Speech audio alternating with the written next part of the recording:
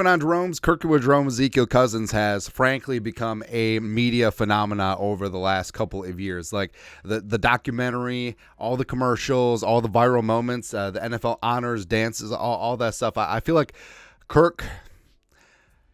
So initially, Kirk was like the most aloof and most self-unaware person there is. But now I feel like he's really leaning into the whole dad joke, Cole's Cash thing, and he's definitely becoming that dude. And he is slated to be a free agent this offseason, as he does have a void contract, can't be tagged, and is going to potentially hit open free agency. And there's lots of cash. There's certainly lots of cash out there where, I mean, the average run-of-the-mill quarterback now is making $40-45 million per season, and Kirk, before his Achilles pop-locked and dropped it, he was on a very solid path. Yes, the Vikings started out slow, but Kirk had strung together two of his most impressive games of the season, the win versus the Niners, extending the Kirk Cousins curse, and same thing with beating the Packers up in Green Bay. So the question is, if Kirk does hit the open market, how much is he going to get paid? Even though he's going to be 36 in October and coming off that popped Achilles. And SpotRack estimates his market value at around $39.6 million. I think that's low. I think that he potentially could get more than that, like probably even up to $45 million per season.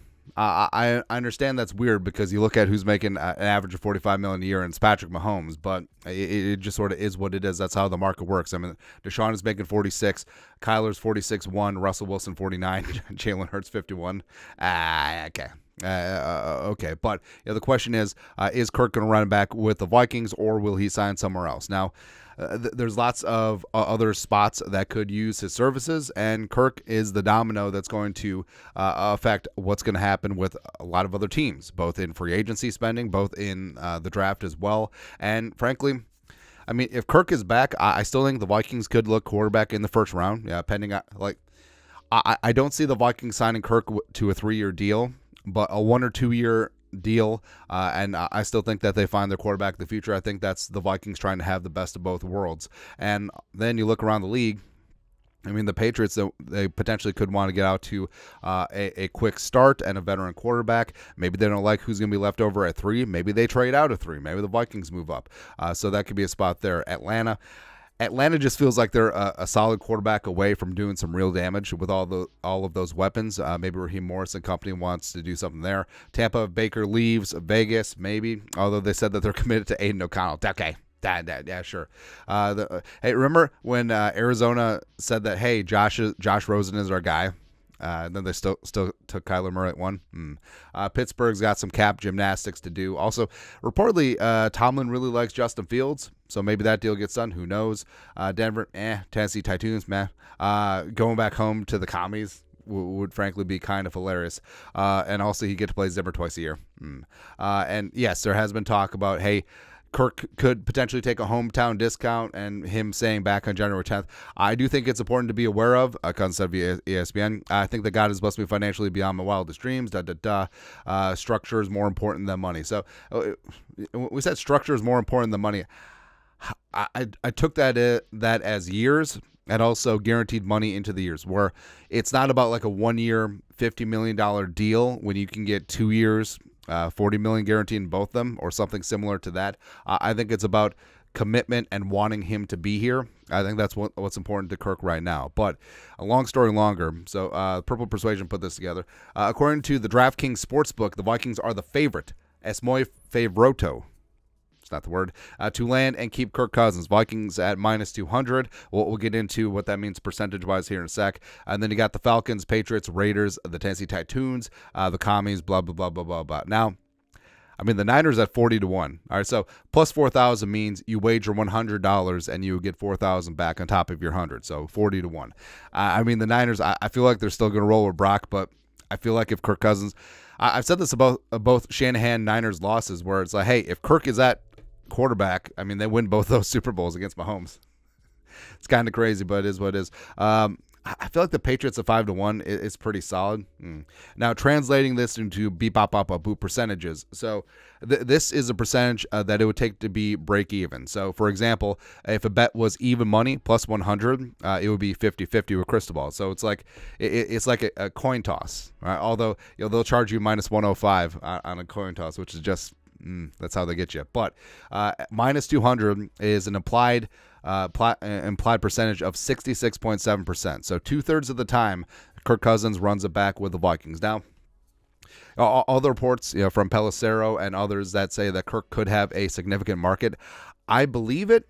But I think what it'll come down to is that, hey, maybe the Falcons are offering, just for ease of math, let's say the Falcons are offering $45 million per year and the Vikings will go up to 42. Is starting over with a new locker room, new city, new franchise, even though, yes, the wife has ties to Atlanta, is that worth $3 million? I think that's what it'll come down to. And remember, Kirk Cousins has turned down more money before. I know it's kind of crazy, but remember the Jets, same building.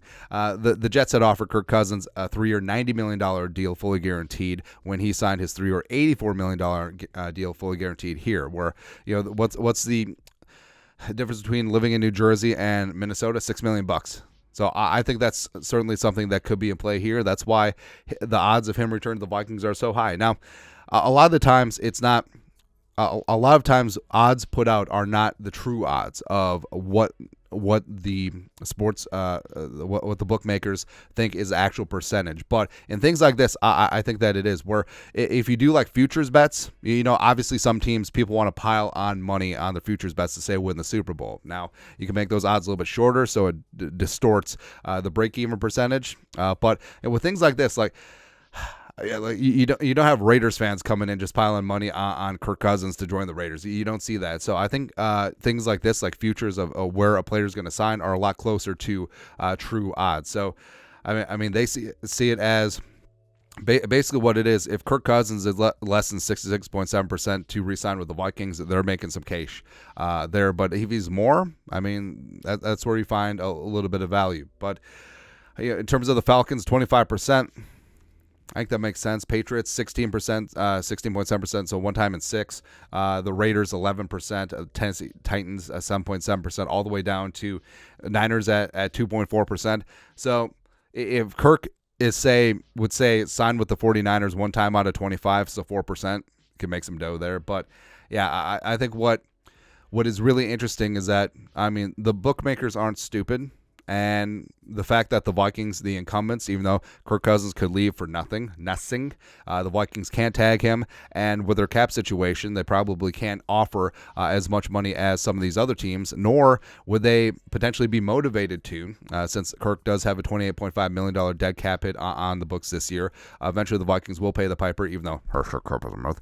And it does seem like the Vikings stance with Kirk is, hey, we want you back, but at X number of years and X number of dollars. And I think that it's something that's like, hey, if it happens, great. If not, we need to know so that we can adjust our plans, whether it means bringing in a veteran bridge quarterback or making sure that you move your ass up in the draft and get your guy, securing him for the future. But, could Kirk go somewhere else? I mean, certainly it's in the cards, but could Kirk run it back with the Vikings?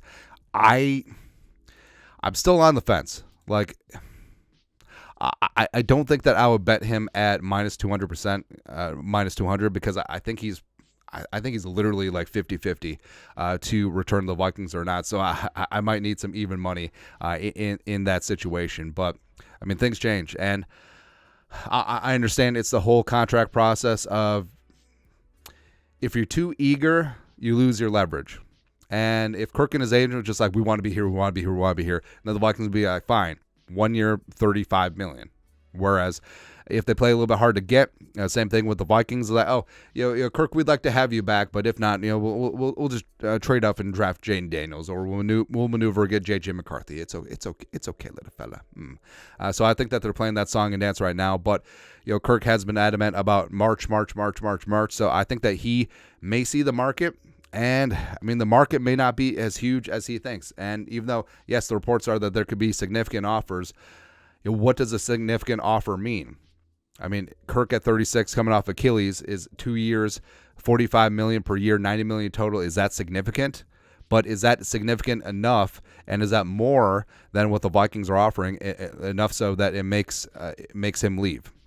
Where I think that Kirk is not a dummy. I think that he realized that he has a really good situation here with Jefferson and Addison and eventually Hawkinson and Darisaw and O'Neal and also Kevin O'Connell. Plus that Flores defense is going to only get better. So I think that we're in the thick of who the hell knows right now. But it's really interesting that Kirk is listed as a favorite, and not only a favorite, but a very heavy and significant favorite in the betting markets right now to return to the Vikings. But your thoughts are thoughts. Kirk Cousins, minus 200. Return to the Vikings. Get back in purple. Let us know your thoughts and our thoughts in the comment section below. Subscribe for daily Vikings takes. Once more the work, put a little something in the Venmo. But till next time, Skol, production value.